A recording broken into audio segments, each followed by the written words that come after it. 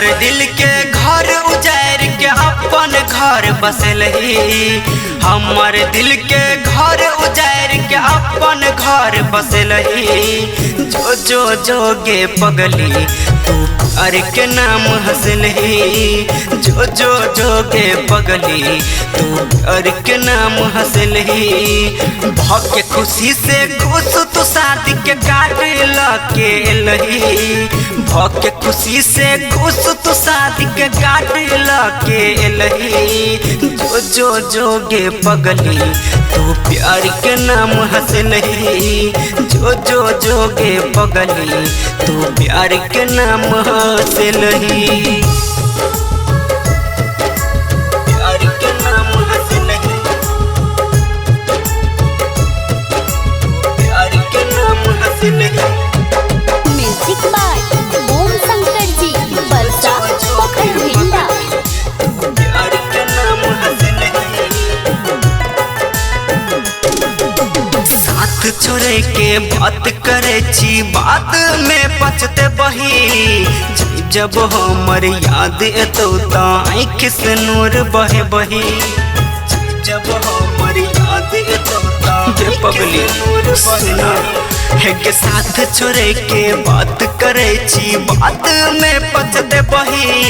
जब जब हमर याद एतो आँख से नूर बहे बही। दुनिया के तू की बही जब हमरे नहीं तू भेलही। दुनिया के तू की बही जब हमरे नहीं तू भेलही।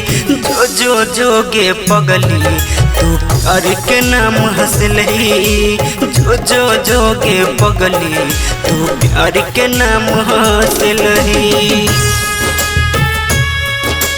प्यार के नाम हंसलही।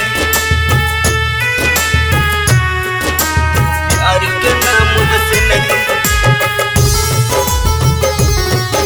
जो जो जोगे पगली तू प्यार के नाम हंसलही। प्यार के नाम हंसलही। प्यार के नाम हंसलही। जो जो जोगे पगली प्यार की होय छै एक न एक दिन तू जहिया ई जानभी। जहिना हम कोनै छियै ओहिना तू कनबी। जहिना हम कोनै छियै ओहिना तू कनबी। हे कि प्यार की होय छै एक न एक दिन तू जहिया ई जानभी। जहिना हम कोनै छियै तू ओहिना कनबी।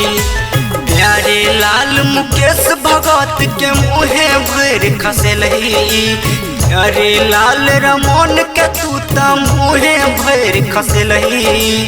जो जो जोगे पगली तू प्यार के नाम हंसलही। जो जो जोगे पगली तू प्यार के नाम हंसलही।